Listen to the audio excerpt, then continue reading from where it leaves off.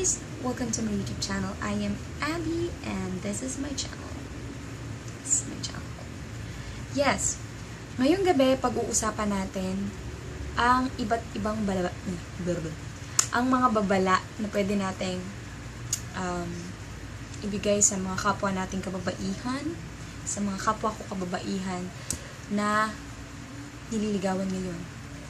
Haba ng hair. Haba ng buhok. Tama? Ano ba nafe-feel nating mga babae kapag nililigawan tayo? Siyempre, ang ganda natin, di ba? Pero girls, ganito lang.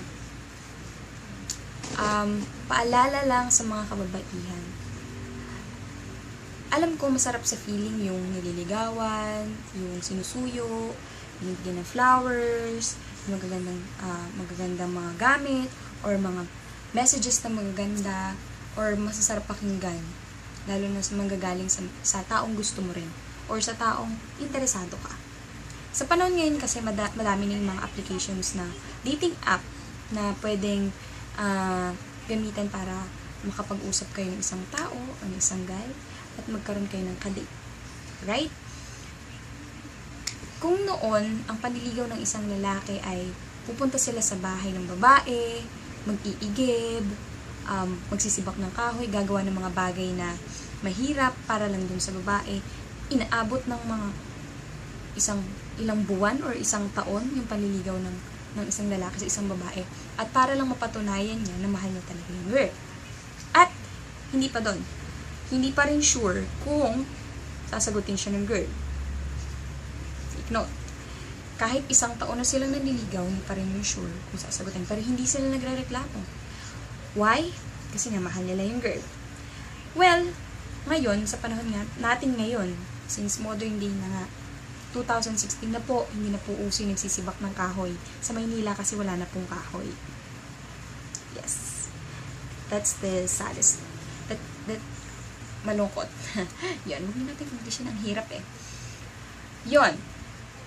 Ngayon nga, sa panahon ngayon, modern na. So, chat-chat na, ang ginagawa, text, ganun, usap-usap na lang, tapos, mga ilang oras lang, kayo magkausap, nagkakaunawaan na kayo, maya-maya parang nag-fall na kayo sa isa't isa, tapos after nun, parang kilalang kilala nyo na yung isa't isa, na para bang alam nyo na yung buong kwento ng buong buhay nyo, na para bang ang tagal-tagal nyo na magkasama.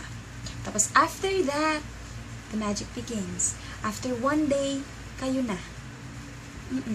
Sinagot na ni ateng, si kuya. Mga ate, hindi porket sinabi na ang pinatatagal ay ang relasyon at hindi ang panliligaw, isang araw pa lang sasagutin nyo na siya. Tama? Dapat alam din po natin na kahit paano dapat alam din natin kung ano yung background niya. Ako ang background ko, ayan. Charot. Joke. Yun. Dapat alam din natin kung totoo ba siya. Yun. First of all, kailangan alam natin kung totoo ba siya. Baka mamaya kasi yung kausap nyo si Siri pala. O kaya si Simi, hindi nyo alam na ang kausap nyo pala, computer lang. Dapat unang alamin natin kung totoo ba siya. Kung nag-exist pa siya. Kasi may kakilala kong ganyan. Na in love siya sa poser. Kahit ngayon, until now, sila pa din. Kahit alam niya na poser yung guy. O, diba? Huwag nating hayaan na dumating tayo dun sa point na mahal na natin yung tao. Kung tao man siya. Yes. Kung mahal natin yung tao, huwag nating hayaan dumating tayo sa point na yun. Na magpapakatanga na tayo, na gagawin na natin yung mga bagay na alam nating hindi na tama. Kaya girls, kahit nasabihin na ang mga lalaki naman yung may kasalanan kasi nga sila yung nililigaw, sila yung nanluloko. First of all, girls, at the end of the day, sila yung nanliligaw, tayo yung sasagot. Tama ba? Tayo yung sasagot dun sa mga nanliligaw sa atin. So, conforme sa atin kung yung lalaking yun is nagugustuhan natin or sa tingin natin nagsasabi ng totoo. Kahit sabihin natin sila yung nanloko, part pa rin naman natin, may kasalanan pa rin tayo kasi sinagot natin sila. Binigyan natin sila ng chance para makapasok sa buhay natin. So, mga ating, huwag nating hintayin na dumating tayo dun sa point na na sobra na tayong nasaktan, na paulit-ulit na tayong nasaktan, na paulit-ulit na tayong naloko ng mga hinayupak ng mga manluloko na yan, na hanggang sa dumating yung panahon na hindi na natin kayang magpapasok ng tao sa buhay natin, yung totoong magmamahal sa atin. Huwag nating hayaan na wala na tayong maramdaman at manhid na tayo.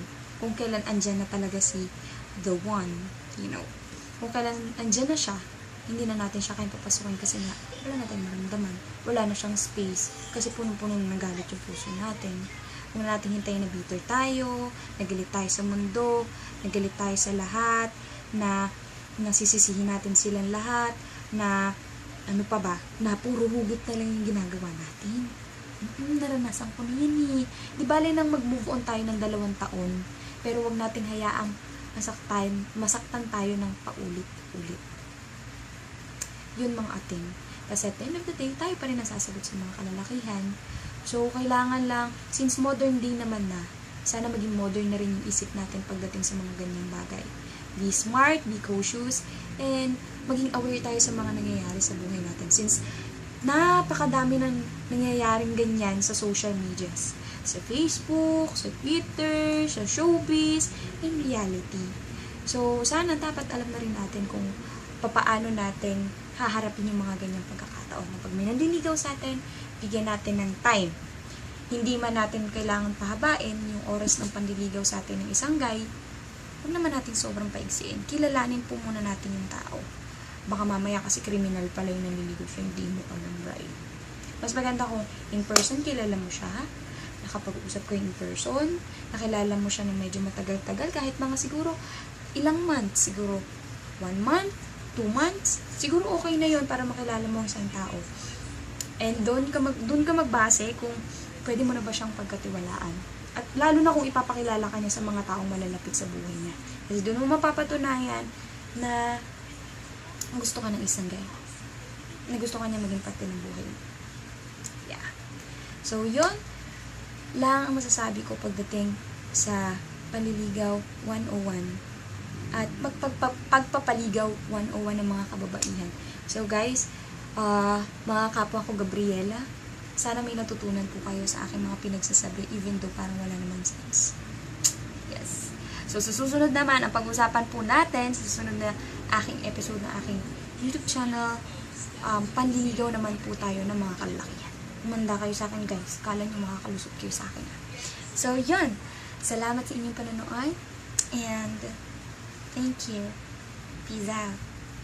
Bye!